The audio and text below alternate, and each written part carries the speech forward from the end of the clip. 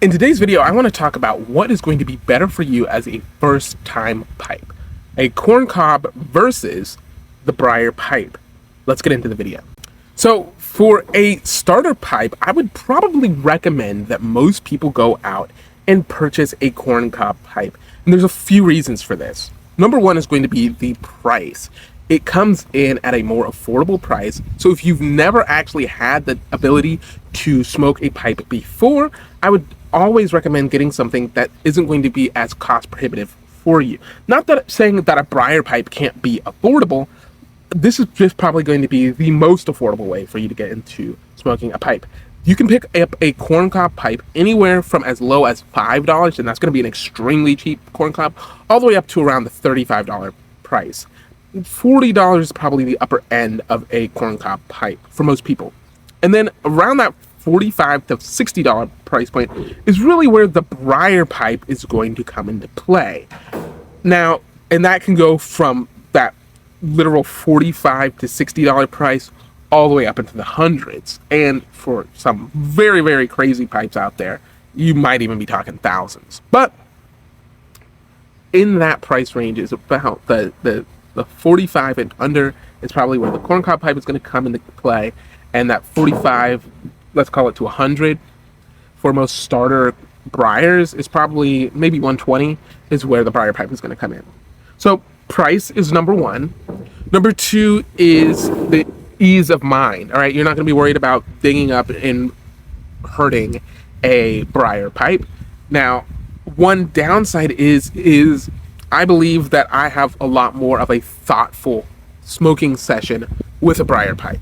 There's just something about the wood grain and the whole process of having a briar pipe that just makes me more thoughtful. Not that I can't have that with a corncob. Now, this one has special value to me, not only because it was my first pipe, but also it's my daily driver.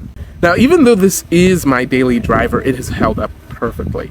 Now, one thing that you're going to have to keep in mind with smoking a corncob pipe is this is a natural material, and if you know how a corn cob in and of itself is when they're dry, they do tend to flake off. So you just have to be a little bit extra careful around the edge of the pipe. Now, this thing has not loosened up. All of these fastened points are still just as tight as they were the day that I first purchased this pipe.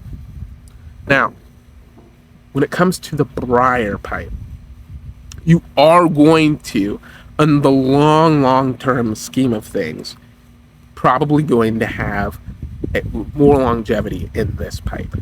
Now, once you buy one, it's hard to not buy more. It's kind of like what I've heard from people who have gotten tattoos. When you get your first tattoo, you end up getting more. It's kind of the same thing with pipes. Once you get your first briar pipe, it's hard not to go out and buy others. And there's a reason for this. A different pipe has a different time and a different meaning. And the Bible says that there are different seasons. There are different pipes for different seasons. And having one pipe in general, I would always recommend getting the corncob as your first pipe. But if you have the budget to swing two, get both. Get a briar, get a corncob, try them both out, because if you really want to get into the pipes, you're going to end up here eventually. So maybe what I'm trying to say is don't be afraid of owning multiple pipes. But if you're going to own one as your first pipe, make it a corncob. But if you can swing it, make it a briar.